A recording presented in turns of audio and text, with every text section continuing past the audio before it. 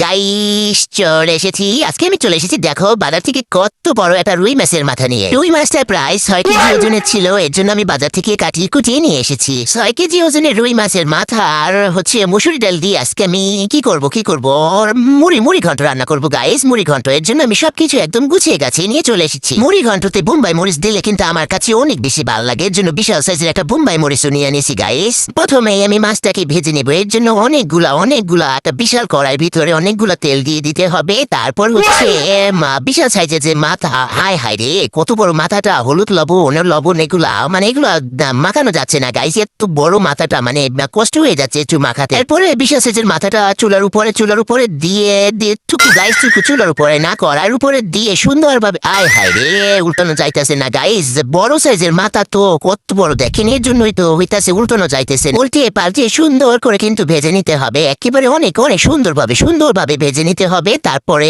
এই যে এভাবে রেখে দিতে হবে। কড়াইয়ের ভিতরে অনেকগুলা তেল দিয়ে দিতে হবে গাইস। এই মুড়ি ঘন্ট রান্নার জন্য কিন্তু অনেকগুলো তেল লাগবে, অল্প তেল দিলে কিন্তু মজা হবে না। শালার কড়াইতে লাভ দিস কেন, হ্যাঁ? এরপরে সব ধরনের মশলাপাতি, এই যে কি বলে আদা রসুন জিরা এইসব বাটা, তারপর হলুদের গুঁড়া, মরিচের গুঁড়া, জিরার গুঁড়া, সবকিছু আর কি। এই যে টমেটো কুচি, তারপর তোমরা অনেকেই বলো আমি নাকি গরম মশলা দেই না কোনো কিছুতে। দেখো কত সুন্দর গরম মশলা দিয়ে দিলাম। অল্প পরিমাণে স্বাদ মতো পানি দিয়ে তারপর একটু গুটি করতে হবে গাইস। তোমরা তো সবাই জানো মশলা, যে কোনো জিনিস রান্না করার আগে মশলা ভালোভাবে কষিয়ে না নিলে কিন্তু একটু মজা লাগে না। এর জন্য ভালোভাবে কষাইতে রেখে দিব এক সাইডে। এরপর আমি এই যে মসুরি ডালগুলোকে সুন্দরভাবে ধুয়ে নেবো, সুন্দর পরিষ্কার পানি দিয়ে গুটি ধুয়ে নেবো মানে অনেকক্ষণ ভাবে ধুয়ে নেবো গাইস। দেখো সুন্দরভাবে ধুয়ে তারপরে যখন পরিষ্কার পানি বের হলে তারপরে আমি এই করবো। দেখো আয় হায় রে গাইস, দেখো না গাইস কড়াইয়ের ভিতরে ডাল দেওয়ার সময় আমি একেবারে ক্যামেরা অন করতে ভুলে গেছি গা। দেখো কি একটা অবস্থা, কি থাক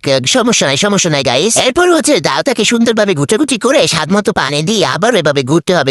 আয় হায় রে আল্লাহ রে আল্লাহ, কি হলো গাইস? ইন্নালিল্লাহ গাইস, কি একটা অবস্থা দেখছেন? মাঝে আমার রান্নাঘরের আশেপাশে দিয়ে এইরকম মিসাইল কিন্তু কোনো লাভ হইব না। যার নজরে পড়ুক না কেন আমার রান্নাঘর কোনোদিনও শেষ করতে পারবো না। ডালটাকে ভালোভাবে পাতলিয়ে তারপর আমি কিন্তু মুড়ি ঘন্ট দিয়ে সুন্দরভাবে ঢেকে দিয়েছি। তারপরে 15 মিনিট পর এভাবে ঢাকনাটা উঠিয়ে তারপর এভাবে খোঁচাই সুন্দরভাবে গুটাগুটি করে নিতে হবে। অনেকক্ষণ ধরে এভাবে খোঁচাইতে হবে মাথাটাকে সুন্দর করে ভেঙে দিয়ে সুন্দর দেখেন গাইস, এত সুন্দর একটা কালার এসেছে, কি বলবো অনেক সুন্দর লাগতেছে। তারপর একটু চেক আপ করে নিবো যে লবণ সবকিছুতে হয়েছে কিনা। তো সবকিছুতে হয়েছে গাইস, অনেক মজা হয়েছে। এরপরে আমি এখন গরম ভাত দিয়ে খেয়ে নেবো। এর জন্য আমি অনেকগুলো ভাত নিয়ে নিচ্ছি, তারপরে অনেকগুলা মুড়ি ঘন্ট, এই যে সুন্দরভাবে যে মাছের মাথাটাও নিয়ে নিচ্ছি। তারপর অনেকগুলো মুড়ি ঘন্ট নিয়ে তারপরে দেখেন